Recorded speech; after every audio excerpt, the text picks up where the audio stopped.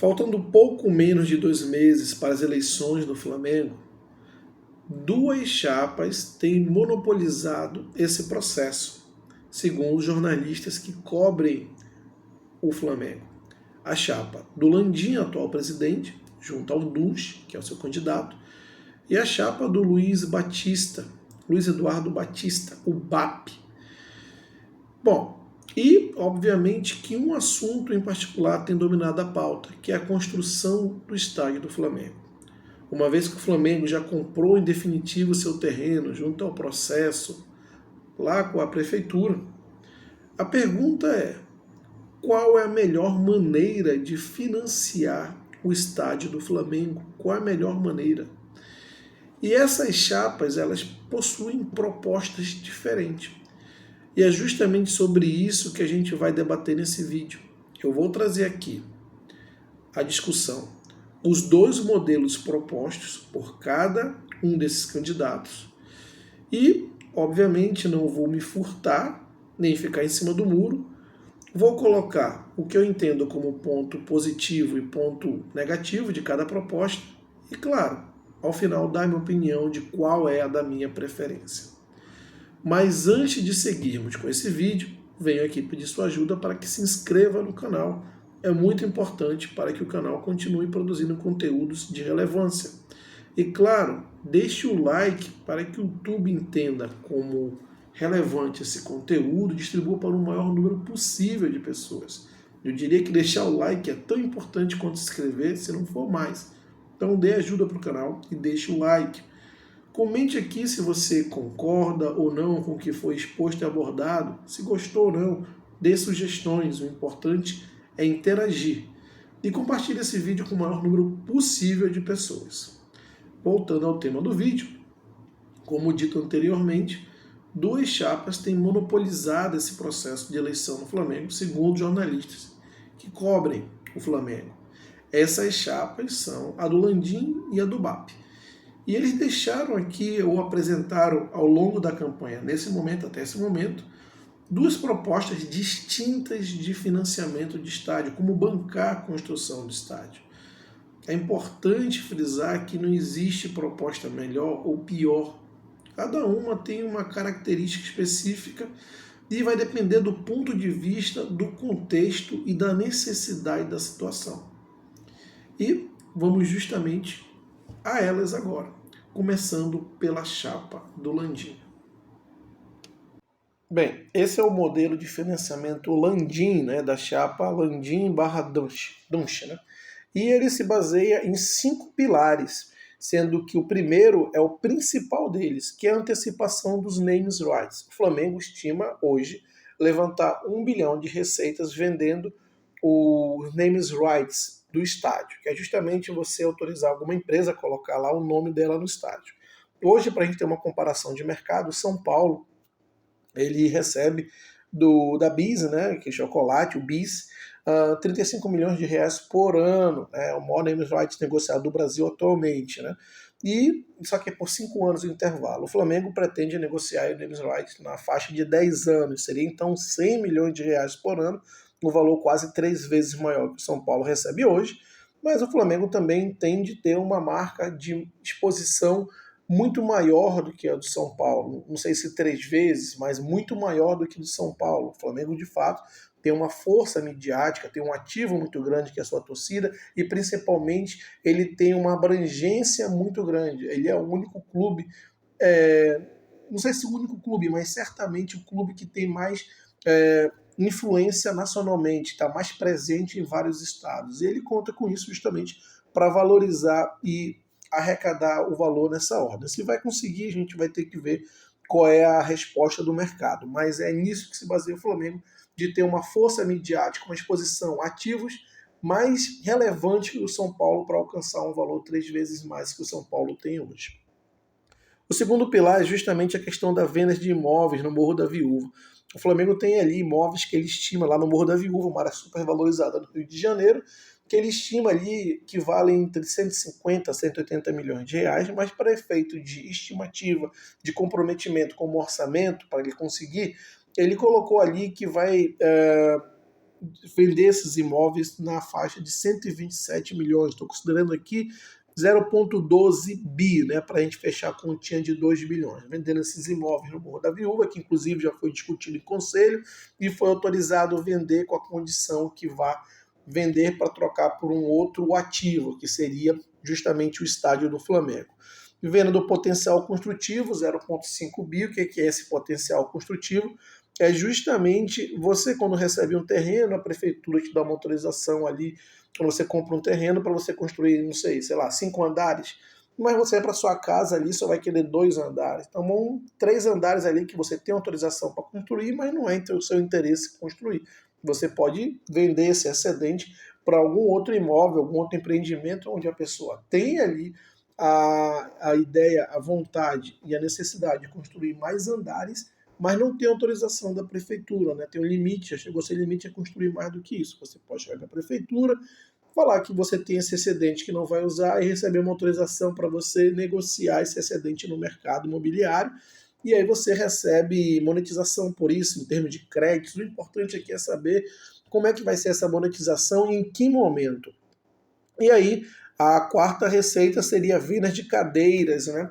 De 300 milhões que o Flamengo pretende vender aí 5 mil cadeiras ao preço aí de 60 mil reais cada cadeira, e para que quem compre, o dono da cadeira, possa ter ali 10 a 15 anos, que ele vai ter direito exclusivo sobre essas cadeiras, ou seja, o cara não vai precisar pagar ingresso nem nada. Durante 10, 15 anos aquela cadeira vai ser dele, e o Flamengo pretende antecipar a venda dessas 5 mil cadeiras para levantar fundos aí de 300 milhões e compor também na combinação de receitas para levantar o estádio. E, por último, a questão dos recursos próprios, né, de 0,1 bi, ou seja, o Flamengo vai desembolsar esses 100 milhões, basicamente, do seu próprio caixa para finalizar o estádio. A gente vai ter aí, somando tudo, 2,1 bi versus 2 bi, que é a estimativa do estádio.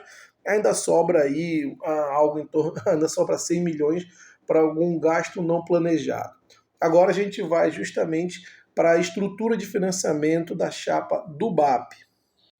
E esse é o modelo de financiamento do BAP, da chapa do BAP, né, que é um modelo muito mais simples, porque ele basicamente se sustenta em 2 pilares, sendo que o objetivo principal, aí parafraseando o Torres, que deve ser o VP de Finanças, caso o BAP seja eleito, que ele diz que o dinheiro está dentro do próprio Flamengo.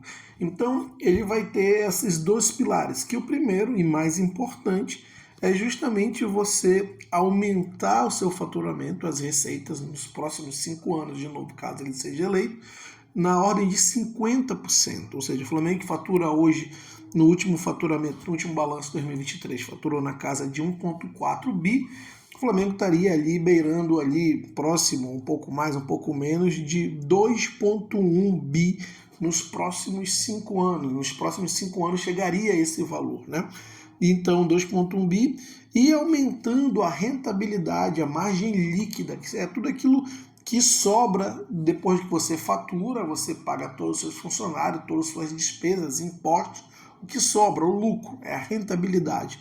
O Flamengo hoje tem uma margem líquida de 22%, segundo os últimos balanços, e teria que aumentar essa rentabilidade para 30%.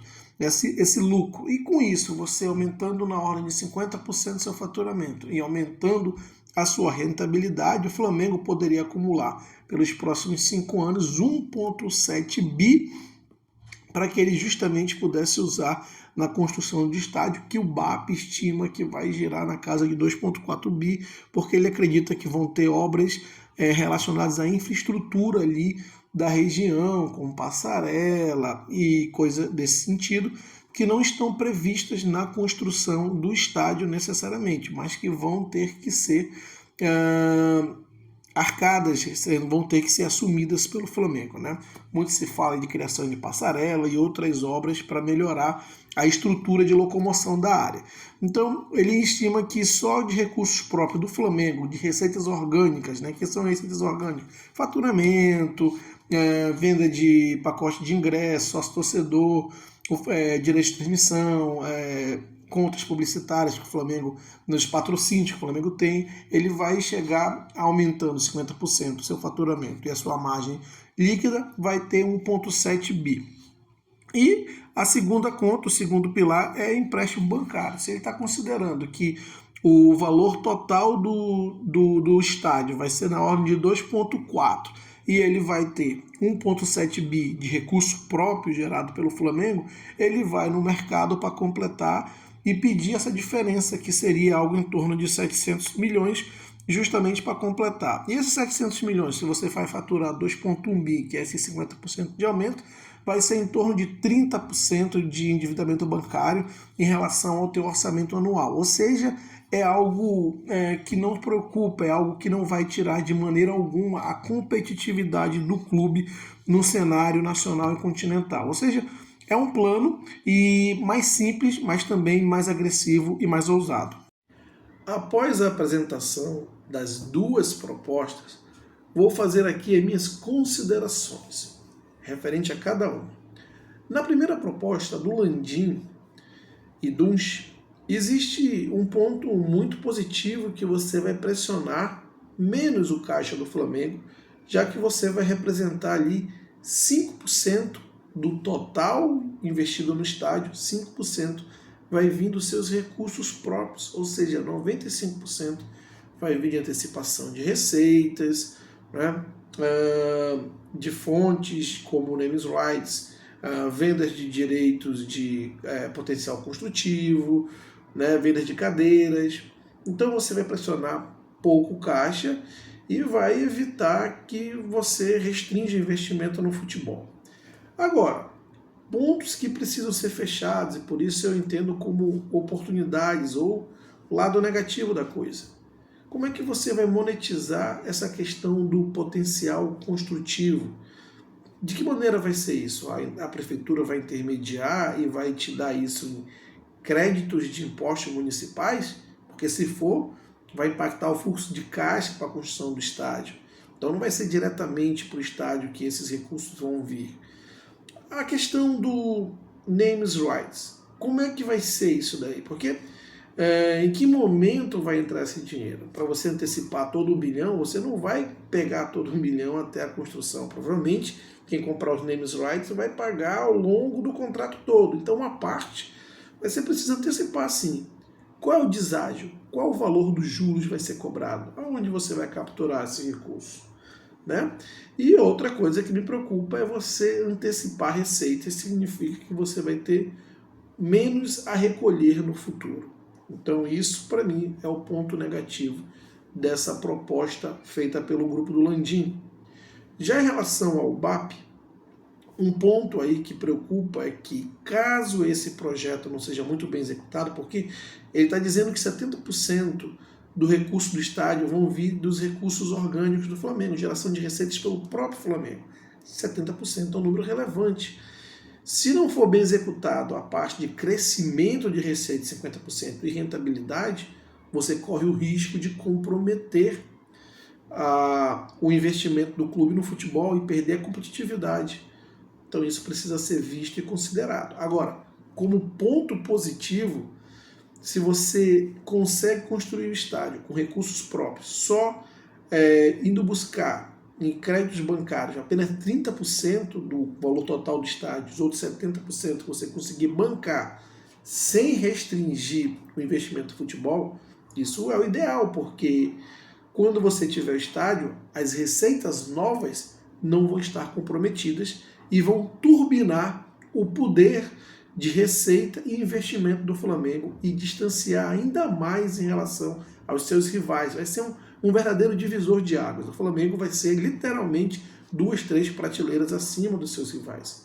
Mas é importante entender o risco e como conseguir executar esse projeto.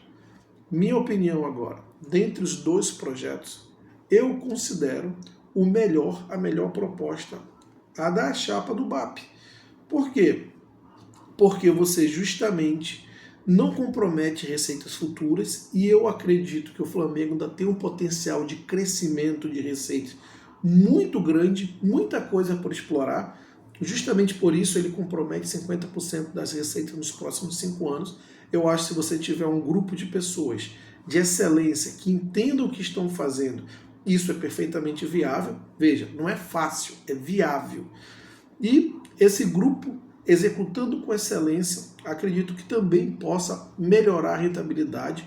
Dentro de tantos desmandos que a gente tem visto no Flamengo, com certeza um profissionalismo mais bem estruturado pode e vai com certeza aumentar a rentabilidade. Então, eu acredito que a proposta do BAP, embora seja mais agressiva do ponto de vista de levantar recursos no Flamengo, ela é viável e compromete muito menos as receitas futuras do Flamengo, tornando o Flamengo ainda mais saudável do ponto de vista financeiro.